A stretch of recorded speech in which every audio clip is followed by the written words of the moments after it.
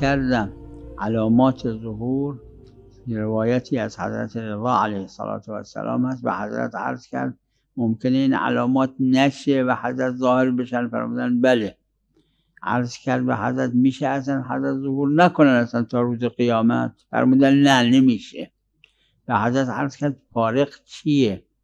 فرمودن فارقش اینه ظهور وعد خداست، ان الله لا یخلف المیعاد، و علامات وعیده و خلاف وعید اصلا فضیلته. ممکنه خدا خلاف وعید کنه. وعید یعنی مثل اینکه فرض کنید یه پدر به پسرش گفت اگه نمره آوردی جایزه بهت میدم، این وعده. اگه نمره آورد جایزه نده بده. خدا وعد و مخالفت نمیکنه. اما به پسرش گفت اگه نمره نیاوردی تو خونه رات نمیدم. حالا اگه نمره نیاورد این تو خونه راش بده بده؟ نه خوبه. یعنی مخالفت وعید فضیلته.